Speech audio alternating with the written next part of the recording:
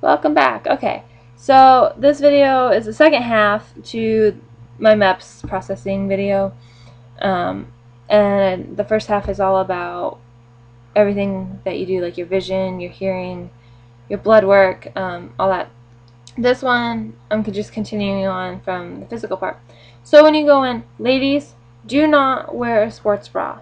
I learned that the hard way. I thought I was going to be all cool and covered up and no one's going to have to really see me. You can't wear a sports bra. They will make you change if you have another one. If not, then you get sent home and you're done. So luckily I had another bra. I had to go change into it. No thongs. You can't wear thongs. You got to be covered up, ladies. Everything. So you get into the room. You're going to strip down to your bra and underwear. No socks. They take your height and weight. I was okay. I was perfect weight. I passed.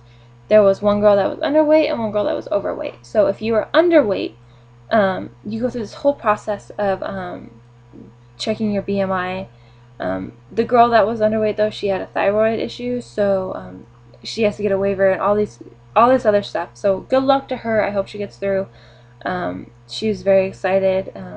It's just what she's wanted to do. So good luck to her.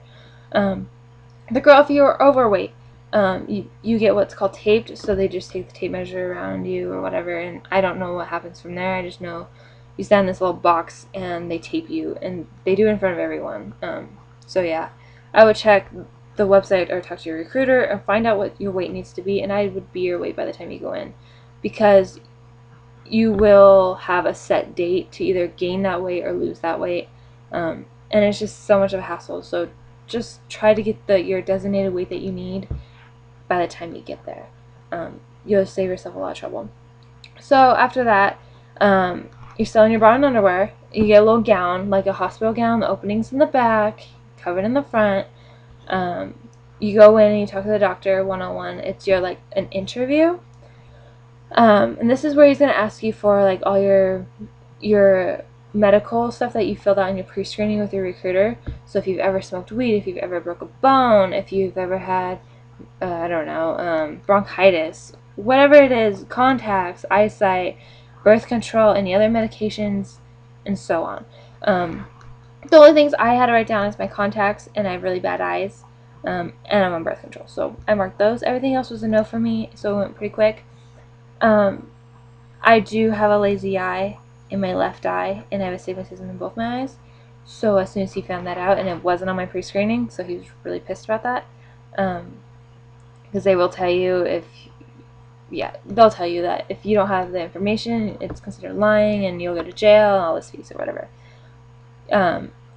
We and him talked about it. So anyways, because I have a lazy eye, it is a disqualifier. So I am currently disqualified, but I can get a waiver. So all hope's not lost. I'm staying positive that I can get this waiver and continue on. The nurse told me I have a pretty good chance, like, that I will get my waiver, so I'm not worried about it. He checked my eyes. He could see the lazy eye, something to do with, I don't know, the muscle or something. He even showed his nurse, like, how to see it. It was kind of weird. I kind of felt stupid, but whatever. It is what it is. I was born with it. I live with it. You can't even tell, because I wear contacts, and my eyes have gotten a lot stronger, so gotta get my waiver. After you do that little interview thing with him, you go back to the room and you wait for all the other girls to do their interview with him. I didn't have many girls in my section. There was less than 11. I was number 11, but there was a little less than that because some girls didn't go through. So, and that took a while. After that, all you girls are going to line up. You take the gowns off. You are strictly in your bra and underwear. You line up to the screen line and they tell you to do different stuff. So like the duck walk, you do have to do the duck walk. It's not that hard. It's like walking, but crouched down. You do other little things like how fast you can do it without looking. You drop down to your knees, so it makes a bang so you can hear it. They check your joints, so you have to like pop out really quick and make sure that your joints work. Your legs, just all this other stuff. Like you walk as fast as you can across and back. I don't really know what he's checking for all these things, but you do little things like that. It's not that bad. Everyone's doing it at the same time as you are. It's a little awkward, but you're fine. After that, you do your personal physical with the doctor. So it's just you, the doctor, and the nurse. And the doctor is like a 70-year-old man. So if you're uncomfortable, this is at Sacramento too, the Sacramento meps. They said there's only a female doctor once every month. So if you want to wait for one, I suggest talking to your recruiter and make sure. So yeah. So you go in completely naked. You have your gown on, but your bra and underwear are off. The opening's in the back again. You're going to go in and they check for scoliosis and 2 other scoliosis. Something to do with like the hunch thing that you have right here. Like a hunchback in Notre Dame, you know, that movie. They check for some hunch thing, and then for the lower of your back, if it like dips in, they check for that, and then of course scoliosis, where your spine is like weird. Those are disqualifiers, but I'm thinking you get a waiver. I'm not really sure. So you do that. They check your eyes. I'm in the Air Force, so Air Force is the only one who has to do this, but he checks your ears and he makes you pop them. So like you just plug your nose, and when he tells you to breathe out, like, you know, pop your ears like you do as if like you're popping your ears. You do it, and it's not hard. You don't have to like pop them, so you actually pop them. I thought it was like that. He just says like blow, and you blow, and he looks in your ears, so you're good. After that, I thought you had to get like a full annual pap smear. Ladies, don't worry, you don't. It's just really quick. He doesn't touch you, nothing's inserted, nothing. When they tell you, you know, you're gonna have your legs up, and then he tells you to like open them, so you're just like, when he tells you, you just open them, and he like literally for 2 seconds just looks. So he just like looks just like that.